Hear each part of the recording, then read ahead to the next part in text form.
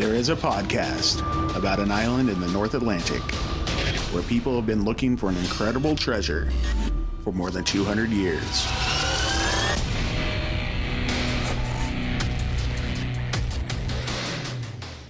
Hello, and welcome back to Could It Be? An Oak Island podcast. We are your hosts, Deidre and Dustin White. Yo, how's it going? It's going good. How about you? It's good. They did a lot of work in the swamp this week. They did a lot of work in Smith's Cove. Yes. They did some work up in the Money Pit. They're like working it out this week. They are. It's exciting. It is exciting. I love seeing that. I love seeing everything come together. With a big old bow on it. Basically. Oh, man. Well, for those of you just joining, we are going to be talking about episode 10, season 7. Gary strikes again. Dun, dun, dun. I wonder what he strikes. Can it be silver? Could it? Or does Gary go on strike? I think it's closer to Puta. Puta. Oh, man. That was good stuff. Should we start there? Not quite. Okay. I want to say something first. You may say something. All right. So we don't record at a regular time. No, we don't. Like every week. And I would love to. Mm-hmm. It's kind of difficult for us. This is something we didn't really ever want to bring up. But those of you who don't know, Deidre and I are parents to two lovely little children. Yes. Our kids have special needs. Yes. And it's just hard to find a time to just do things at the same time every week. We have therapies they need to go to. We have a whole list of things that happen. So we've had a iTunes review lately that said they love the podcast. They just wish it was more consistent, like would come out on a certain day. Certain day, certain time. Yeah, we'll continue to strive for that. We hope we can do it at some point. It's just difficult with our daily life. It is. And, you know, we're humans just like all of you guys. I know a lot of you are busy parents too and understand. Yeah, so we're constantly running to therapies and all kinds of stuff. I think we've been at this podcast over a year now. We can lift a little bit of what's behind the curtain. Yeah. Share about ourselves. Sure. Yeah, they know us, right? They do. I They've feel like been hanging we're around BFF for a while. guys. They know us. Yeah. Yeah. So we just wanted to kind of throw that out there. You know, we apologize that we're not as consistent as like after the episode airs, the day after we have a podcast ready to go. It's just something that is kind of hard for us to do. It is. And, you know, we're getting back on it, though. It's one of those when we fall behind a little and then we're like, oh, crud, now we got to get back on the schedule. So I am glad to be recording today. Yeah, that isn't the first time I've heard that. I've heard that from a few times, and I just wanted to address it because I would love to be able to do that, and maybe we'll get there. But it's difficult to balance things in our lives around recording the podcast. Yes, but we keep doing it. And why? Because we love it. We love it. We love it. And we love you guys. We just thought we'd give you a little insight into our lives as we've got to know you guys and got some insight into yours. Yeah, we made a lot of friends through the podcast. Oh, a lot of people reach out to us and we chat with them all the time. And it's really cool and really awesome. And we just want to give you guys people that we don't get to chat with every day or every other day that message us and we message them back. We just want to give you a little bit of inside baseball on our lives. And so that's just a little bit of it. And we do it because we love it. We do it because we love it. Can't stop, won't stop. Should we start talking about the episode? Let's do that. Yeah. I thought it was a good one. I enjoyed it. I enjoy all the episodes. Well, I enjoy all the episodes too, but I thought this one was in the upper tier. Ooh, the upper tier. There's just a lot going on. I mean, I know they didn't necessarily find the Ark of the Covenant, right? But no, nobody's face melted off or anything. There's a lot of stuff going on, and I just like to see the progress. I like to see the planning. I just like all the things. And then of course we had the special beforehand, so we actually had extra Oak Island this week. We had, as you call it, the Maddie Blake special. Except for there was very little Maddie Blake, just some voiceover. He did some narration. So good job on the work. narration, Maddie Blake. But, yes. It was a it was a different spin on his usual drilling down. Maddie Blake special light. Something like that. Yeah, I guess that's a way to put it. Yeah, we had Dan Blankenship versus Fred Nolan. Like you put him in the corners. No, the rivalry. It was really insightful. I thought it was really interesting, the part where they went out and made a map together. Mm-hmm. Like, these two They were could chums. remember last week I was talking about sometimes one person has one part of the map and the other one has the other part, and you have to get them together to solve it. This seemed exactly like that. Yeah, it's too bad that they finally buried the hatchet that I guess Doug found later, and was using as a hammer. That's right. They buried the hatchet, just kind of a bit too late, but I mean, better late than never. It's never too late. It is never too late. I'm glad that they did. I think it was interesting, the dynamic of their relationship, and really it was other people that they happened to be working with that caused that riff, if you think about it. Oh, I guess it was the way that the show made it sound was M.R. Chappell kind of didn't have all of his ducks in a row with as far as having documentation that all of the land belonged to him. Yes, which is actually quite interesting because they brought up that, for 20 years they hadn't done anything about it. It varies from state to state, but for example, here in the US, if let's say you've got a bunch of acreage and someone has camped out on the back of your property for the last year, they actually can, if you have never been out there in that year on the back 40, they could actually lay claim to your land and say that it's theirs, even though they are the ones that were technically trespassing or squatting for a year. And that is why you hear about people walking their back 40 or walking their perimeter consistently, those who have land, because when they set up and act like it's their land and you've done nothing with it, becomes a valid land claim. Same thing. Apparently that's a thing in Nova Scotia because Fred actually did something really smart and checked the deeds. And I bet as a surveyor, he was very familiar with that type of stuff. Well, it was very insightful for me. Yeah. That brings a lot to the conversation as far as like your knowledge on it. Cause for me, I wasn't thinking about that kind of stuff at all. So thanks for I'm here to help. Yeah, that was fun. Yes. That one person that wrote up the deed wrong. And I don't know. Here we have title insurance. So if someone messed that up down the line and you discovered it, you could probably get that fixed. But probably not in the 60s, I guess. I guess not. It's a little crazy. That's why you hear about encroachments on people's property lines. They talk about moving the fence back and forth. That is on legal counsel. If you are acting like it's your land and they let you. Yes, it's your land. It is. Isn't that crazy? Yeah. That blew my mind in real estate class. I think we should go find like a big lot somewhere and build a house there where there's nobody and just say, yeah, this is our land. It's happened. Isn't that crazy? It is pretty crazy. It's a little bananas. Yeah. And then we saw about the closing off of the main road on the island and having to barge everything in. And yeah, that's a big mess. Wow. Poor guys. I feel bad for both parties, really, because one party just thinks they own it all and they feel like they have the claim to it all. And then the other guy, like you said, he did all of his research. He knew what was what, and he was dedicated to the treasure hunt just as Dan Blankenship was. So it's hard to like pick a side. No one wants to pick a side, but I'm just like, I don't know. I'm glad they were both able to do it because they both were able to contribute to the treasure hunt and to the mythology of Oak Island. The mythology, the truth, the legend it is. Legend's probably better than mythology. Yeah, probably. I thought it was interesting to learn that Fred was actually hired to survey the island and that he was one of the first, provincial surveyors in Nova Scotia. I was like, oh, that's a pretty big deal. Well, that's why they hire him, right? Right. I mean, it makes sense to me. And so running lines against stuff that you already know is there. Yeah. But their feud turned pretty nasty too. Guns drawn. Yeah.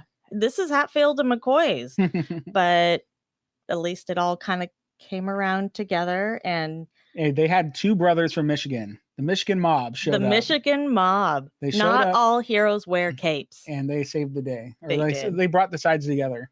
So, Super Laginas. Yay! But now we have Dave and we have Tom. Oh, I love the offspring that. of Dan and Fred, and they're fine with each other. I mean, they might not go hang out and watch football together every weekend or whatever, but maybe they do. I mean, know. They said, they get along great and they're out there having a grand old time discussing whether they can remember where something was 35 years ago. And Dave's like, I can't remember yesterday. Yeah, do you think that's fair? Do you think Tom's over there still like inching the fence back a little bit? I think he's got bigger things going on. He's got a seat at the war room table. He does. They got some stuff happening. It's a crazy year. I love that Tom has joined the fellowship. It makes my heart happy. It feels like everything is good. Mm-hmm. It brings the circle all the way around, there was a little gap. Like an infinity symbol. There you go. Boom. Boom goes the dynamite. We don't need to blow up the island anymore this year. I think we've already done that. Yeah. And Dan or Dave used to do that all the time, right? He used to go down to the hardware store and buy his dynamite and boom. That's just mind-blowing. Yeah. All right. So that was Maddie Blake special. Do you have anything else you want to chat about it? It was just fun. I think everybody should go watch it if they missed it. I really enjoyed it. The only other piece of insight that I kind of had an aha moment was with Dunfield doing the excavation, because he had that had come up during this, and that Chapel was the one that put a very unrealistic timeline to produce anything. Yeah, 6 months. You better dig a hole. Better dig a big hole. There you go. So he, being Dunfield, felt like he just had to go all out. And like Dan said, he didn't think he was going about it the right way, but this was his first real treasure hunt too. They would have just done it differently. Mm-hmm. It just kind of gave me a little insight. If you only have 6 months and you got to like do as much damage as you can, Mission accomplished, man. And then he ran out of money, and so you had Chapel that just kind of kept licensing out the treasure properties, licenses or permissions to whoever, and it pitted people against each other. Mm-hmm. Sad. Yeah, it's all right. They're making an awesome TV show about the whole thing now. So now we have the fellowship. Let's do it. So we win. We win. A big win. W for us on a big H. Get it? See. Okay. Where do you want to start? Well, they started out in the bump out. Yes. And they were looking at the giant oak log like that they had found last week. Mm-hmm. And I don't remember who it was. Who was it that said, are there any Roman numerals on there? Was that Doug? Or I thought that was Gary. It might have been Gary. Yeah. I don't know. I couldn't tell you. But I mean, it's funny that they brought that up because, the U-shaped structure had all these Roman numerals carved into them. And, we're not sure if that's just instructions like, hey, the number 3 log goes next to the number 2 log or whatever. Yeah. Is it directions on how to build said structure or is again? It like, hey, tie up your boat to number 4. Roman numeral number 4 right over there. Exactly. But or is it like the treasure, you have to line up number 4 with that oak tree back there, and that's how you get to the treasure? Who knows? I got $10 on no for that one, but you never know. You never know. Okay, they have Laird come out. Yep, and they're excited. Like, okay, they have Laird, but they seem excited to have him come out and do whatever he's going to do. Render an opinion. Yeah, but then they're also like apprehensive. Like, I remember the last episode, I don't think we talked about it on the podcast, but Rick said we need to have Laird come out, and Gary just looked so sad. He's like, oh man, it's going to take forever now. You're right. Yeah. But what did Rick say? I hate to say it, but we may need to get Laird over here, because you get so excited when you have this new find. But then we lead into this episode where they're saying, okay, I'm excited to talk to Laird, see how we can take this apart. Let's see what he says and thinks it could be. And as they get talking, and Laird points out he believes they would be part of the slipway, then Gary gets to talking about the big log and how different it is from the other one, because Rick points that out too. And he thinks it's been like it's a dog leg off. So that would be like the end of your dock or pier or whatever it is, because it's so heavy. Mm-hmm. Which I was like, oh, okay. Well, I guess they have to end at some point. So that makes sense. Mm-hmm. Why not? It does have to end at some point. Is that part of it? Don't know. It sounds like it could be. It sounds like that's what they think it is. So yeah, and that's what got Gary excited about kind of looking under there, because as you're getting on and off your boat, that's where you'd be dropping your Bobby Dazzlers or whatever you need to get off. Man, that made me so sad to drop a Bobby Dazzler in the water there, but it happened because we have proof tonight. Yeah, or on the last episode. The proof is in the wood. Yeah. Also, so I always thought like Rick was in charge, but he specifically says, "Laird, you're in charge." Well, okay, let me back up there. Rick puts people in charge. He's in charge. So it's kind of like the owner versus the manager. I know. I'm just saying, like, it's just funny. It's just a funny thing that he says. We all know that Rick's in charge and Marty's in charge and Craig's in charge, but it's just him saying it and, like bestowing authority. Ooh, did he get his sword out and like knight him? He should have. Yeah, that would have been pretty good. Actually, they were in the cove, so that would have been had to have been Billy. That's true. Wouldn't knight anybody in the cove. You noticed the sweet black polo Billy was wearing? I did. It made me think, wow, you're very Billy. Yeah, well, I mean, like, that's what I wear. I know, that's why I said it. You mean me? You're very Billy. You wear shorts all the time and polos. Primarily black polos. Yeah, you're heavy in the black polo department. Yeah, not today, but I was wearing one earlier, and then you made me change because you're like, you have a stain on your shirt, and I'm like, no, I don't. And I said, yes, you do, and that's gonna show up, and everybody's gonna be like, why is he wearing dirty clothes? I specifically wore the black polo so I can make that comment and be like, look, just like me, black polo, but it didn't work. Sure. And that's okay. They did have a flashback to like when they were talking about how in the money pit, every 10 layers, they would hit the oak logs, but at 40 feet down, they encountered the blue clay, the sealant, like theoretically what they could have used as a sealant back in the day. And they think they found some of this same clay next to this giant log, or in between the giant log and the other pieces of wood nearby. Yeah, which is interesting because we know, like you said, we saw it in the money pit.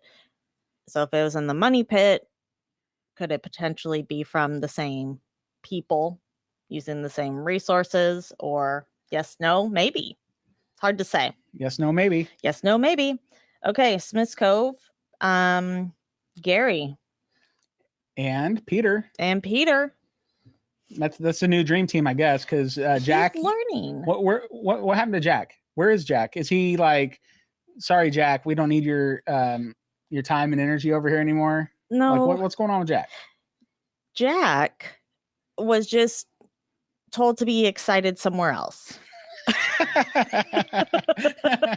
You're too excited here, bud. Get out. We need your excitement elsewhere. We're going to take your Jack excitement and put it in the swamp. Oh my gosh. Okay.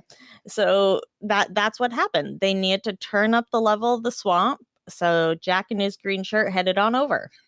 Okay. There you go. Good. Solved it. You're welcome. So Peter is, he's learning. He's being a young Padawan. So you're saying basically Jack has graduated to like a Jedi Knight. He's not the master yet, but he's went through the trials. He's at the Jedi Knight. Now we have to take on a new Padawan, and that's Peter. I'm saying he's the excitement police, and he is sprinkling excitement in other places. He was, the little we saw of Jack, he was super stoked. Today, that is a good term. He was just super stoked. We haven't seen him as much this season. I know, I miss him. But as soon as we get him, he's at that same level. I miss him though. Do you? Do you need a hug? Yes, but that's okay. I do like Peter's getting more screen time, and I like Peter, being more involved in learning because he's the next generation, right? As long as he can really get on board, because he used to be the big skeptic. He is. Yeah, I I could see that. He was a skeptic, and I mean, he's like his uncle Marty, right? Don't know. I would think so. He's a Marty, not a Rick. He is. He's a Marty. Maybe he's coming around. Because Marty's come around. Marty's so coming maybe around. Marty's bringing him around the river bend. Just around the river bend? You mean just around the... What can we say about like an Oak Island reference instead of the river bend? Just around... the cofferdam. Yeah. I look once more just around the cofferdam. Yeah, there you go. That's good. I like that. Well, look who you're talking to. I'm good. What can I say? All right, then what else we got? Then they do some more stuff in Smith's Cove.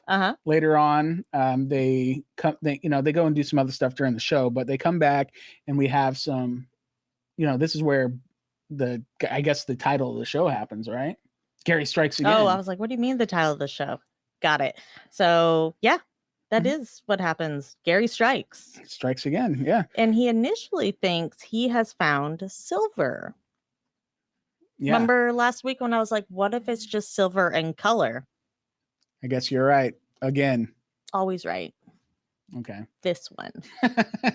Me. Yeah, good for you. Okay. Yeah, stop patting yourself on your back, No, I said stop. Can't stop, won't stop. Okay, I know. So yeah, you were right. It's silver in color, but yes. Gary was sure it was silver. Like he was certain. He's like, I've seen stuff just like this that I pulled out of, Spanish treasure, probably down at his home, near his home on the Treasure Coast. Pull stuff out of the sand that looks just like that. Yep, because of the oxidization and the contact with the seawater. It makes perfect sense. But what we find out later is that it is a mixed metal that is primarily lead. Okay. But it's got a different composition than what we would it's normally got a lot of tin see. in it. Yeah, it has a lot of tin, and then I can't remember. It starts with an A. Amity. I don't remember either. That one. I'll have to look it up. Amity. Oh, this is embarrassing. But it has that, which makes it ancient, I guess, which is always a good term. Lead to me is a little bit more exciting than the silver because I like that, at least with the cross that was lead, we were able to pinpoint it to a specific source, to a specific location. And it sounds like that's easier to do with lead than it would be to do with silver, I guess. Oh, get the isotopes? Well, get the isotopes and be able to compare to different locations. Yeah, and plus they already have all that work done. So I think they're just basically excited, like, hey, yay, we've already figured this stuff out. And all we have to do is call up Tobias over in, where was he? France? No, Germany. Oh, yes, Germany. Yeah, and, get our bright red hair friend to go and figure all that out, Yeah. Give us an X marks the spot. Yep. And a good time frame. Yeah, it's tin and antimony. Antimony. Whoever knows about that stuff, you should fill us in. Yeah. Well, I won't claim to be an expert. Yes, it's a metal, and it's a composition for the duct tape of ancient times. Well, yeah, sure. I mean, that's what Gary said. Yeah, lead was the duct tape of the time. Sure. I feel like maybe some lead poisoning was an issue back. Yeah. Actually, we know it was, considering a lot of pipes were made out of lead. Probably not a good material, right? No. And if you're using it as your duct tape and you work in construction in ancient times, and it's already soft metal as it is, and then it's like rubbing off on your skin, and then you're not using gloves, and then you're wiping your forehead because you're sweating, and it's just caking into your skin. Lead in my eye. I got lead in my eyes. Yeah. It's gonna bad news. That's rough. That's bad news bears. So, anywho, I thought that was fascinating. Gary's striking, if you will. Yeah, I'm excited about the find. Yep. I'm excited to learn more. Yep. All right. They had, so it was Dr. Krista Brousseau from the St. Mary's University that did the initial analysis on that metal. Yeah, she tested. So we need to give her a shout out. Yeah. What up, Brousseau? Nicely done. Yeah, and she suggests the laser ablation. She suggested more laser ablation, and I know that they were already on that path. Oh yeah, because why not? Because why wouldn't we? Yeah, so that was Dr. Chris McFarland that did the laser ablation. He's the same guy that did the laser ablation last season on the lead cross. Yes, Drayton's cross. Drayton's cross, which is made of lead. It is made of lead. Gary's on a lead path right now. He's letting the path. How about leading the path? Letting the path. Yeah. Dr. McFarland said that it ablated beautifully. Beautifully. I don't know the difference between not ablating beautifully. Like, does it ablate ugly sometimes? Like, what happens there? Maybe. What if it just what if the machine kind of had a hiccup and got stuck and ablated a hole through it or something? What if they did that with the Drayton's cross? That'd be bad news. Yikes! That'd be bad news, bears. You're always about the bad news bears. I am about the bad news bears. Yeah, you are. Bears are cute. Bad news, not so cute. So, let's combine them and neutralize the threat. Yeah. So also, Dr. McFarland said that there was a higher concentration of tin than he's ever seen in any lead. Yeah, he said 4% or something really high. I thought he said 2%. Brousseau said around 2%. Oh, okay. He talked about 4% weight. That's what it was. Yeah, but 9% weight in the tin. Oh man, your notes are more detailed than mine. Yeah, but you can't read them because everything's chicken scratched. Yeah, kind of. Yeah, it's my own secret recipes. I think you spelled Mediterranean. There's right. no way. I think you did. Good job. Oh, I bet you if I wrote it again, I would have spelled it wrong. Yeah, so he thinks that the metal or this lead and the way that it was made is European. Yes. And probably in the neck of the Mediterranean, Spanish, French, or Italian. And the Italian perked up a couple guys' ears. A couple of Italians, if you will. He says it has a Western Mediterranean flavor. So like pizza? Like wine. Oh, yeah. Yum. You can eat the pizza or whatever, and I'll drink the wine. I think like Italy, and that's not Western Mediterranean. So he said Western Mediterranean flavor. Yeah, it's more like okay. Spain and stuff. It's not important for us to debate. No, and it's funny that Marty said this is the first time the Italians have showed up besides us. It was pretty funny. That made me think of the story where Dan Blankenship is talking about them coming up with a bottle of wine and a basket of flowers. And he's like, oh, but we're Italian. And he says, that's even worse. and then he laughs at Italians were worse than what? I forgot. The Greeks, because he talked about beware of Greeks bearing gifts. He's like, don't worry. Yeah. So that's funny. You had to guess who was carrying what, my guess is Rick is carrying the flowers in a basket. Marty's carrying the wine. Likely. I got $10 on that one. I don't know why I would think such a thing, but I don't know why either. So I think that's kind of it on the Gary's find. On Gary's find for this week. And the analysis of. Hopefully we find out some more about it later. So I'm going to jump forward a little bit. Okay. Because then we have next time on the Curse of Oak Island, right?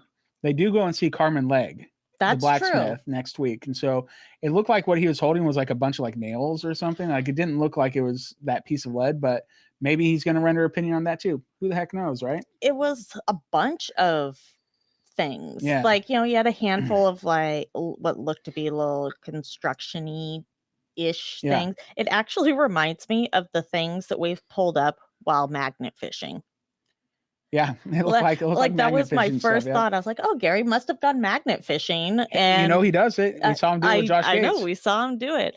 Maybe, maybe it was magnet fishing in the eye. And all that just comes up. Why not? Why not? I talked about this before. What if you just took a big magnet and because it gets stuck to the side, and you wouldn't be able to undo it. It'd be stuck forever. No, because it's got it's rocks. I'm just kidding. Yeah, I know. What if there is some? I mean, you're not going to pull up the arc because that's gold and not magnetic. I think they probably thought of it. You're looking at them like they're dumb, huh? No, I think I have a perfectly original idea. Oh, so you just want to go to the war room? Yes, that too. I just want to show up. I'm like, here's the plan, guys. Big magnet standing at the edge of the eye of the swamp. We're just going to drop it on in there. I got my rope, and let's see what comes up. It's only like 4 feet deep. How do you know how deep the eye is? Have you looked? Like, do you live in the eye? Look, they just drained it, right? Yeah, so how do you know the eye, which is deeper than everything else? How do you know? Did they say that? Yeah, because the water, they can't drain it because the water keeps coming up. I've already decided it's the spring or the fountain of youth or whatever. So it must be just like an endless, like fathomless deep well or whatever. It must go to the center of the earth or something. Yeah, huh? I bet you could send Tony Sampson down there to check it out. We've had people go down 10x. Why can't they go down the eye? Because it's 4 feet deep. They stand right next to the edge of it. Yeah, they stand on the rocks. No one has dove into the eye. I don't think it's that deep. I guess we'll find out, right? I'm not a betting person, but right now, I just want to bet you because you're making me angry, man. I know it's deeper than 4 feet. 5 feet, maybe. I don't know. Okay, what else we got? Over and under. I'm telling you, it is deeper. Anyways, well, let's talk about that swamp. So what happened this week in the swamp? Drain the swamp. Okay, all kinds of pumps going on, right? So we have the big. Well, first they had Craig and Jack, and they had they had a meeting with Scott Barlow at the swamp. Yes. And then there was a flashback to last week in the Swamp Doctor. All kinds of flashbacks. Talking about what his analysis is of the core samples and whatnot. And then we had it was funny because Marty popped up randomly, like just an interview, because he wasn't there with the guys, but like a random interview popped up, and he said, astonishingly, I'm looking forward to digging in the swamp. And it's just so funny. It's just such a 180. Yeah, Marty, I feel you. If you hear this, I feel you, man. Yeah. If it smells, I'm not a big fan. I mean, I don't mind getting dirty and all that. Like, you have a problem with that. Yeah, I don't like getting dirty. I would prefer that the treasure wasn't in the swamp, but hey, if that's where the data points, let's do this. Yeah. Yep. You see that Jack was rocking a Cogs hat? I did. Okay, how do I get some of this Cogs swag? I also need some Gerhardt swag. And let's see here. Who else do I need swag from besides Gerhardt? So why you bring up Gerhardt all of a sudden? Why do you want his swag? Because he's my hero. Well, it's funny. So today, right? Today we have a friend in Nova Scotia. Yes. She's fellow podcaster. We've talked about Kimberly from the Booze and Bourbon podcast. And we sent her a bunch of the Oak Island trading cards we made. And she delivered some to Billy's work today. Yes, hand delivery. Billy wasn't there. Well, he's working. Okay, he's doing some work he's somewhere. working. Maybe he's taking a little bit of a vacation because he worked all summer. Yeah. Well, he's probably working. No, come on. Does that guy ever stop? He doesn't. He can't stop. He doesn't stop. So, our friend Kimberly. Yes. She presented these cards to these lovely ladies in the office, and I guess they died laughing. Yeah. They thought it was the best thing ever. I hope Billy loves them as much as they did. Yeah. So they left him on his desk. Yeah. How can you not? Well, she had mentioned that people were trying to get, some Billy, like Gerhardt swag, Gerhardt hats and such. And I don't know if they were successful, but I'm thinking I need some Gerhardt swag. I need some Maury Vineyards swag. I need some Cog swag. I am going to be an Oak Island influencer. Okay. Kimberly said I should do that. I was like, oh, okay. I'll just go. I bet you get like a University of Acadia jacket or something too. Oh, sweet. Like a Letterman's jacket. Yeah. Do they do that in college still? Yeah. Yeah. Oh. I know that was a big thing in olden times. Maybe we should do like Oak Island Letterman jackets, and like you could get pins or. That'd be sweet. That would be. Sounds expensive and a little ridiculous, but kind of fun at the same time. It does sound ridiculous. Put Treasure Hunter on the back. Dun dun dun. Dun dun dun. Yeah, so they end up draining the swamp. Sorry, guys. Yes, they drained the swamp because they got permission to dig. Yes, they finally got the permits granted. Yay! Yay! And so they said it was going to take a couple days to drain the swamp. They drained the swamp, and then they're They come back with the guy from Great Excavations, right? Mm-hmm. That's a great name. Yeah, what was his name? Oh, John. Yes. John Skierka. John Jacob Jingleheimer. No. Come on, sorry, this guy has a real name. Leave him alone. I know, nice but every time I hear the name John, that's the first thing that pops to my head. I assume everybody's last name is Jacob Jingleheimer. That would be 2 names. Smith. And that'd be 3 names. And that is my name too. How's it go? His name is my name too. You're a weirdo, man. You're nuts. But I love you. Never a dull moment. No. This is literally what it's like at our house. It is. Okay, so he shows up and is talking about they're called pontoons, the tracks that are... It was like tank tracks, like with big treads on it, but they were like 6 feet wide each. Ginormous. So what you're looking at is basically a displacement. So it's the whole reason something floats is like when it's wide and you have a surface area that is bigger, it's you're more likely to stand on water. Okay, but I think when they first were introducing him, who was it? Was it Craig? Who's out there with him? Craig and Jack were out there. Yeah, one of them asked him if it would float, and I thought he said no, but then later on when it shows up, Marty says, "Does that thing float?" And he's like, "Yeah, I'll float." Am I wrong? I think maybe I misheard the first one. It probably floats not in the traditional sense. I don't know. But it's drained. And what's interesting, something we had talked about when it was on, is no cofferdams of any kind, whether it be the inflatable or the water filled one, or they just drain it with a lot of pumps. Yeah. And then push it on out. So you know what? They changed their technique, they changed their mind, and they're getting it done another way. I'm game with that. I was just really surprised. I was surprised too. But hey, this thing looks like it's going to get the job done. Yeah. Oh, yeah. I bet you it saves a lot of money. I bet you they never thought. Maybe they had seen stuff like this because they said they had, but I mean, Tom did. Yeah, when you're just looking at the swamp, you're like, I'm never driving anything in that thing. Right? There's no chance I'm Drained ever going not. to. Yeah, because it's just going to sink and get stuck, and that's it. Well, we remember seeing Rick just covered in mud, right? What was that, like season 2 or something, where they found the coin in there? And why would you ever think an equipment could go in if you just sink right in?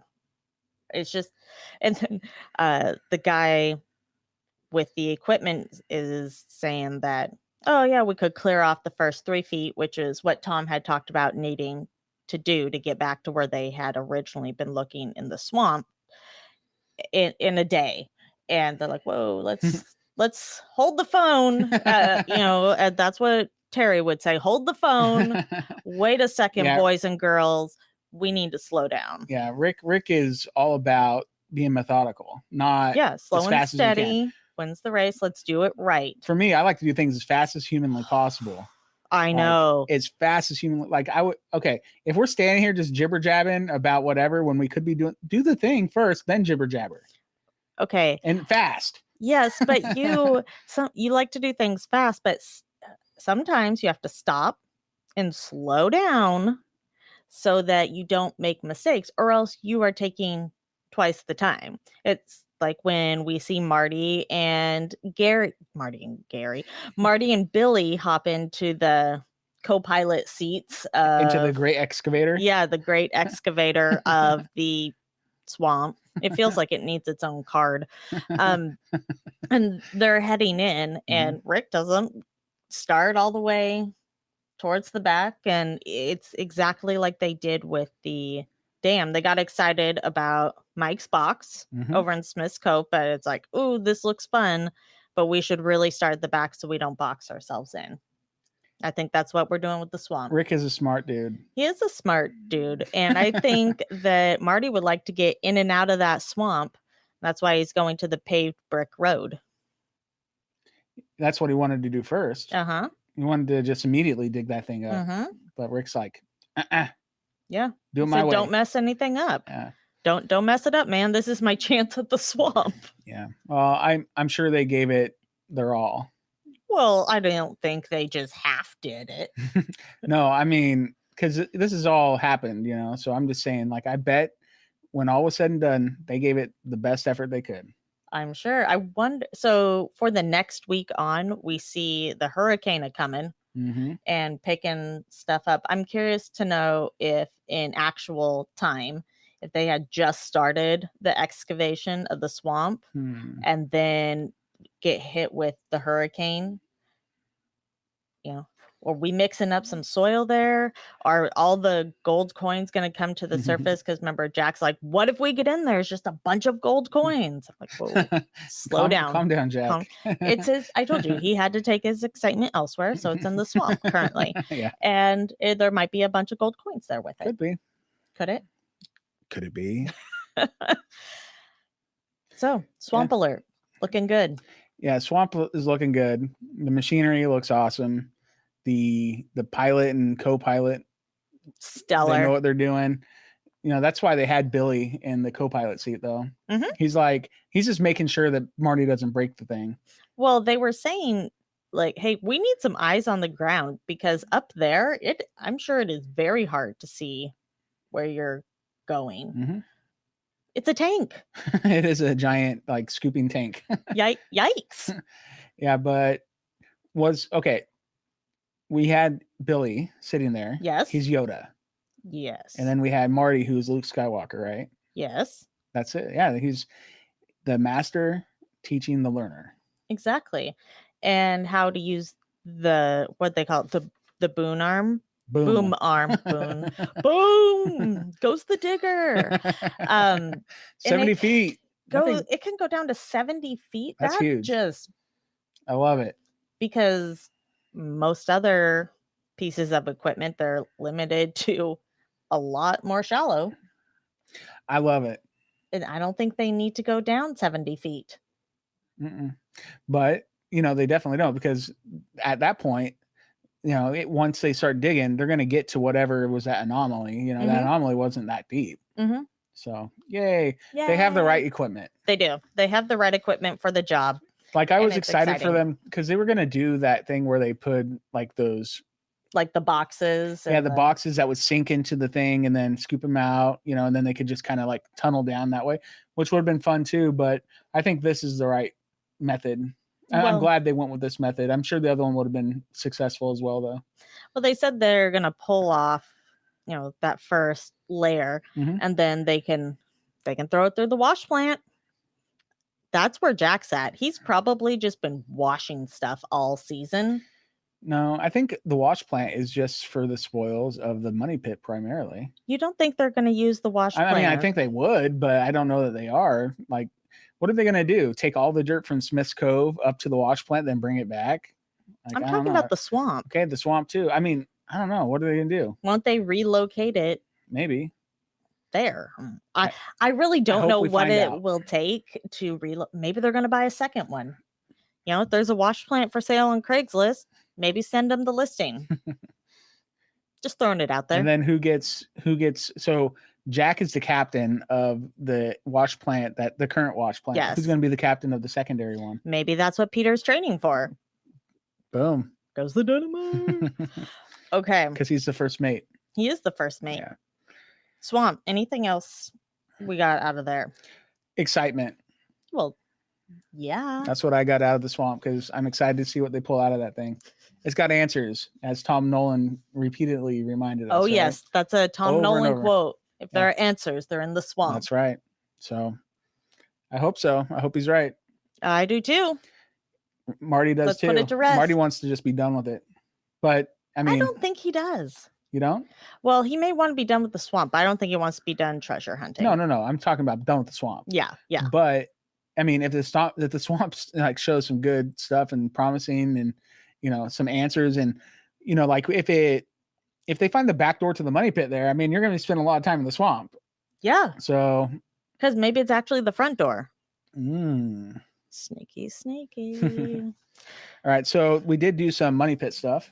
We did. Okay. We've talked Smith's Cove. We've talked swamp. it is money pit time. Yeah, Terry, Doug, choice sausage. Yeah, Terry's commanding the money pit area, if you will. Yeah, he's kind of in charge right now, isn't he? He is, and makes sense. He is what, Lord of the money pit area, because we have not officially located said money pit yet. Very close. Oh, we're close. Within feet. Within feet, could be within inches for all we know. Mm-hmm.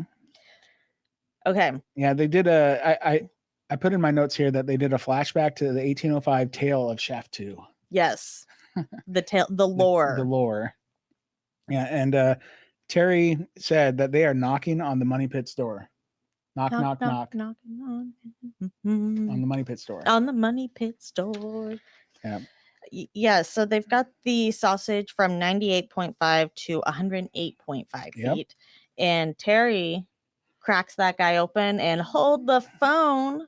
Where have you been all my life? And hello, Dolly. Okay. He had all the little catchphrases. I want some Terryisms to go with the Garyisms. Mm-hmm. Like, Garys are really, everybody knows them. They're classic, but I'm starting to see Terry knows where it's at. Well, they are references that I understand. He's taken over.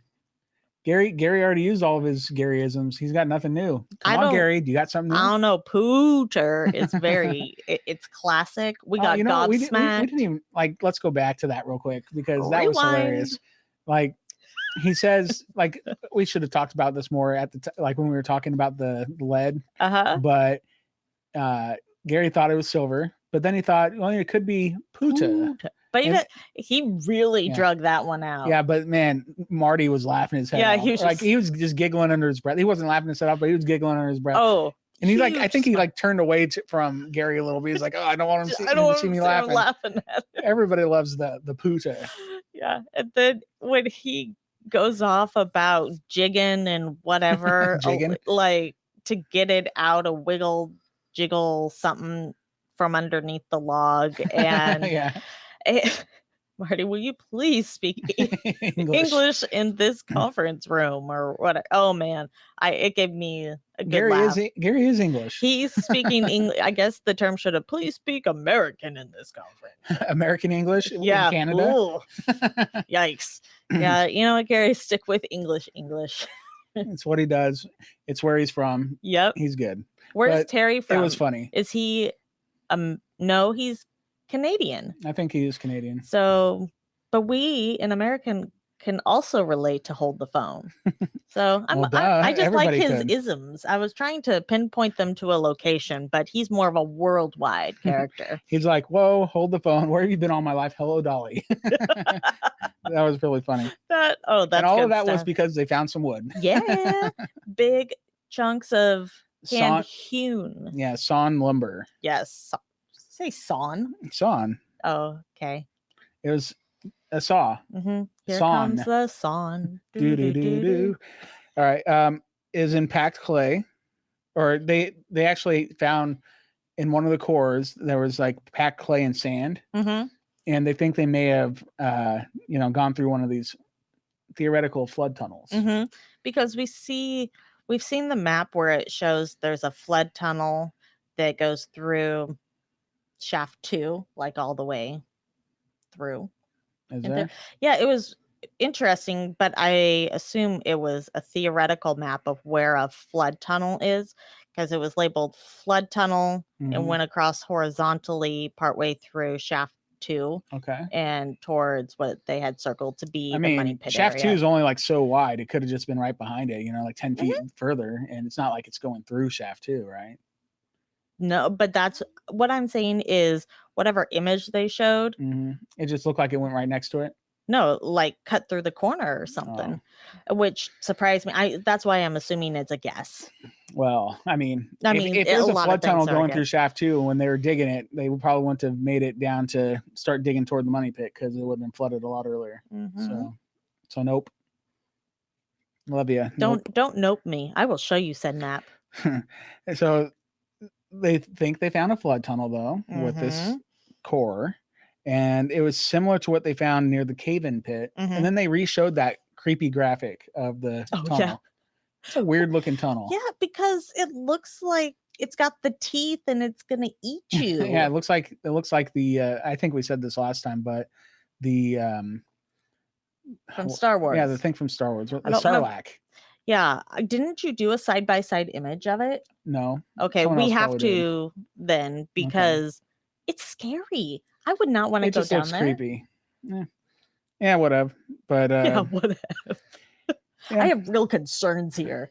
Not that they're going to stick me in a flood tunnel, but so what they're going to end up doing though is they I think they wanted Rick to render one last opinion on this area, and they're going to do one more of those micro boreholes with the choice drill closer to where they think the money pit is, right? If by micro boreholes you mean sonic drilling, then yes. That's what I mean. Okay, I'm not talking about the big old like 8-foot wide caissons. No caissons. ROC comes to town to No, not the hammer grab. I'm talking about the one that's like about what, how like a 6-inch borehole. Yeah, hedgehog size, Sonic size. That's right.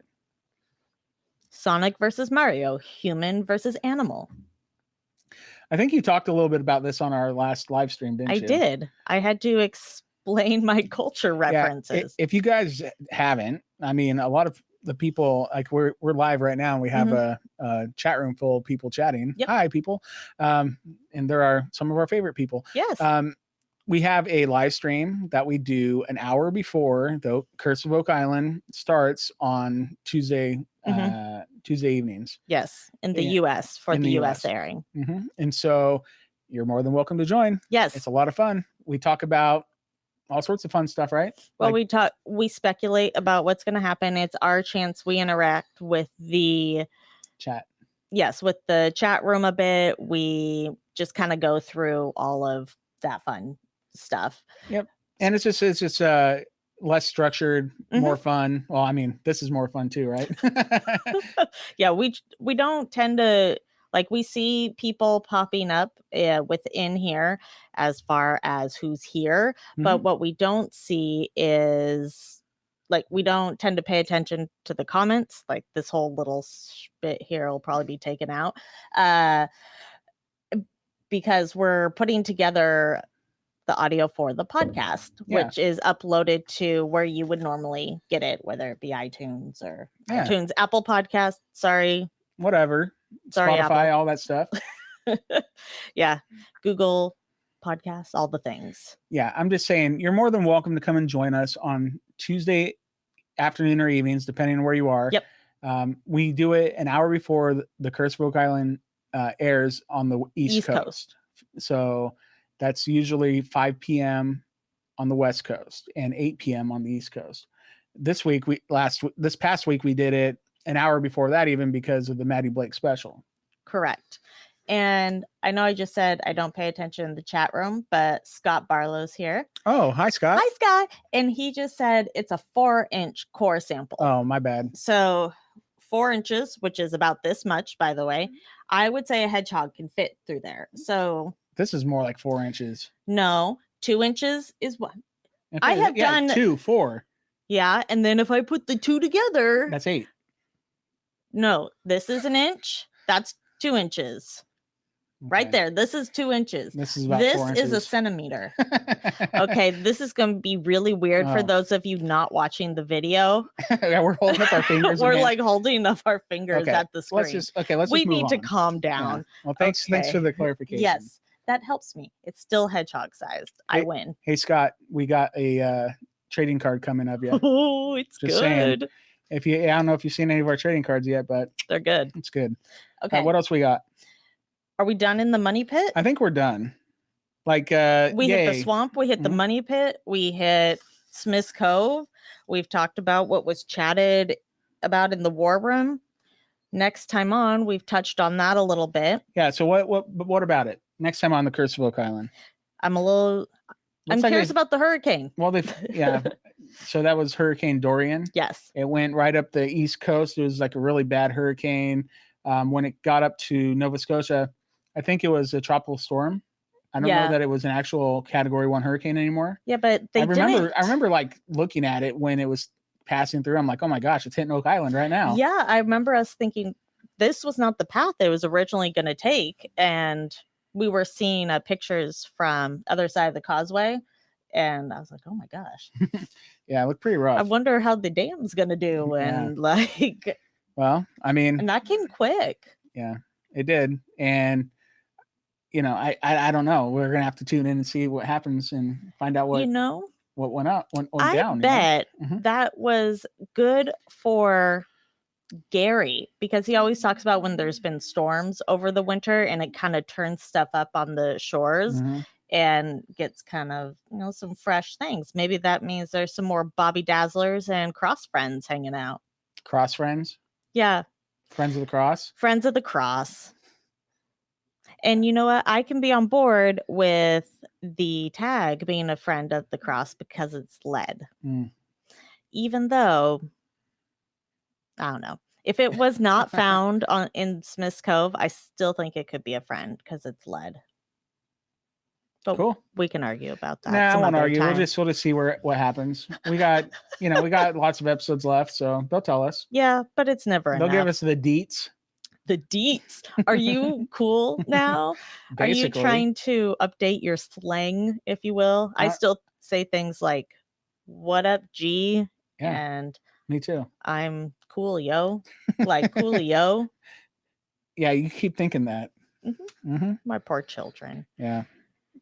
So, I mean, they go back and talk to Carmen Legg, the blacksmith.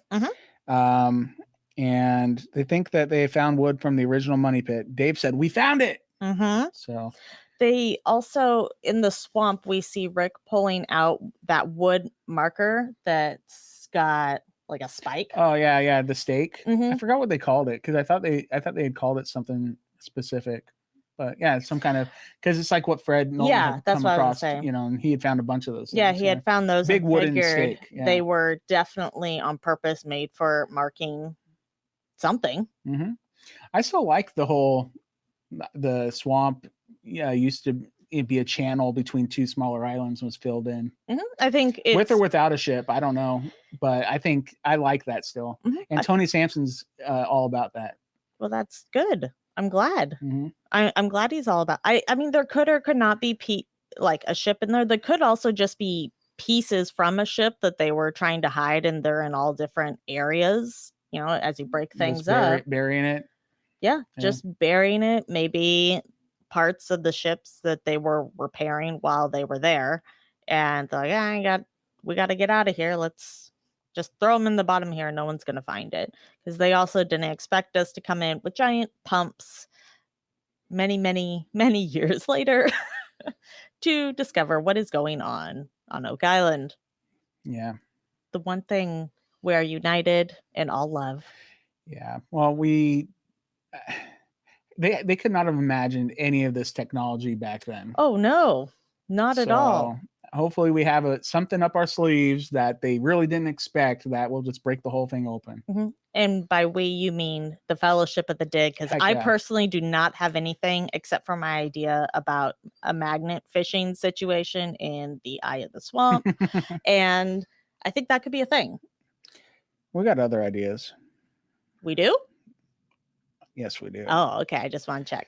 Yeah. Should we move on to the next section of our show? Yes, it is Clotworthy time. All right. Thank you, Robert Clotworthy, for always being about the could it be's and being excited for He said things. Could it be at least once in this episode. He did. Too, so. Right on, man. He's kind of our namesake. I mean, we are Could It Be? An Oak Island podcast. Yeah. So last week we had two contenders. We did. And I would like to know who won. You want to know who won? Yep. Okay. Are you ready? Give it to us. All right. 3, 2, 1. The ceiling of a tunnel found at a depth of some 100 feet? It won. The ceiling of a tunnel won. Yeah. It was close though, right? Because when I was looking at when we were tallying up the votes, right? We had more votes for what was the second one? Human activity. Human activity. So there was more votes for that on on Facebook than there was for the ceiling. Yeah. But Twitter. On Twitter, it was like a landslide the other way. Or I might be having this backwards too. I'm not sure. But it ended up being 52% to 48%, right? Yeah. So 52% of you preferred a ceiling. Yeah, it was fun. It was a good one. Versus 48% human activity. Now, here's the thing. What? If I could vote, I would have chose human activity. Me too. And I think we would have tied it up. Possibly. You know what? But that doesn't matter. It doesn't matter. We You're didn't right. vote, and we don't count. Yeah. I mean, we can't sway the vote. We can't. We should not. But Speaking of not it was a good swaying one. votes, let's hear the ones for this week. So we have 2 for you to choose from. Okay. The first one is Sand packed inside a layer of clay? could it be sand? Short and sweet, I guess. Yes, that is in regards to the flood tunnel we debated. Fun. Fun. Cool. And so that's option 1. And yeah, option what do you got for number 2? A silver tag? Could the team have just found an actual piece of the Oak Island treasure at Smith's Cove? Could also call it a pooter tag, even though it's not. Or they call it a lead tag. A lead tag. A lead tag that has with tin. With tin inside. And another word I can't say. Wouldn't that be great? That sounds like a good clotworthy moment. A lead tag with tin inside. Oh, man. So anyway, those are good, though. Those will be put up to get voted on. Yeah, hopefully earlier than last week. They will. We're going to get them up today. Today. Okay. After the podcast gets posted to the podcast feeds. Yes. That way, those who listen can listen and vote. So how do they vote? They go to facebook.com/Oak Island Podcast. Yes. That's our podcast page. Yes. And there'll be a post there that says vote for either one of these, and boom, that's what you do. All you gotta do is click the button. Yeah, there's like going to be a picture for each of them. You click the picture you like for the voice or for the sound clip that you like. Yes. And the other option is you can also vote on Twitter. We will have a poll on Twitter as well. Same thing. You just click the option that you like out of the 2. And how did they find us on Twitter? At our handle, Oak Island Pod. Not podcast because, well, it's too long apparently. It's too long. Yeah, so at Oak Island Pod. And then what else we got? You can email us. Yes, but not for voting. No. Sorry. I just went to like the end, I guess. You skipped ahead. Yeah. The other ways to get in contact with us are email, which is OakIslandPodcast@gmail.com. We also have an Instagram at Oak Island Podcast. Yeah, so there's a few places to find us. Also, you can type that into YouTube because we have a YouTube channel. And if you prefer to listen to the audio through YouTube on your TV, on whatever device, if that's just easier for you, it's available. Yep.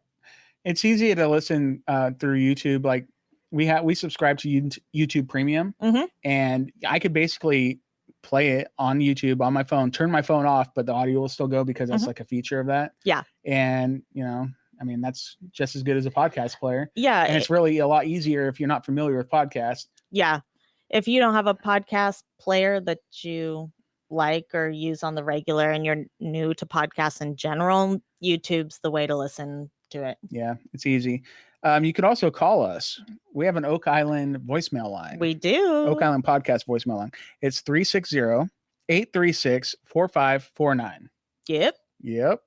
And so please do, because we would like to hear it. And we do have a couple of voicemails that we just can't seem to ever get prepared for in time for the podcast, but we'll try to next week. Next week. We got to do it. Yeah, maybe as soon as we get done with this podcast, we'll prepare it now so it'll be ready for next week. I think that's a good idea. There you go. All right. And of course, just wanted to throw it out there. Our website is under construction right now. So that'll get up and running soon. Why? Because I needed to clean it up. Well, what's going to happen with it? Well, you can go there and either listen to episodes. You can get a little bit about us. We will also, as you guys know, we've been making these trading card trading sets. Cards. So once the entire series is complete, they will be available to purchase on there. They are going to be more expensive than those who subscribe to us on Patreon. So you guys know how it works. Patreon.com/Oak Island Podcast. If you sign up and subscribe, each month we send you the new set of cards. That's a set of 6 cards, comes directly to you. Automatically. Okay? Automatically, and it costs less than purchasing them all together at the end, and you get them first. Okay. After the fact, it's a bit more expensive, so we'll have those available. We're also working on being able to have a couple other swag items, if you will. Maybe. Because why not? Because it'd be fun. Because if you want it, cool. If not, that's and cool it's too. an easy way to find us and get a hold of us and all the fun stuff. Yeah, if you can't, doing the Patreon thing is a fun way and a good way to support us, and it also gets you some fun stuff in return. But if you can't, support us monetarily, that's totally fine as well. Oh yeah, tell a friend about the podcast. Yeah, everybody has a friend that likes the Curse of Oak Island, right? Because it's just a huge show. There's millions of people that watch every single week. Just tell a friend. Tell a friend, please. Because we would like more listeners, even though we have awesome listeners, and our listeners are the best. They are great. So they truly. Thank you. I know I say it every week, but I mean that from the bottom of my heart, and probably your heart too. Yeah, sure. we love doing this, and we'll continue to do it. And heck yeah. So until next time. Is that it? Yeah. Could it be? Bye. Bye. I had to broggle at the side of this log to winkle that out, and I was certain that was old. He broggled it out. Would you please speak English in this conference room?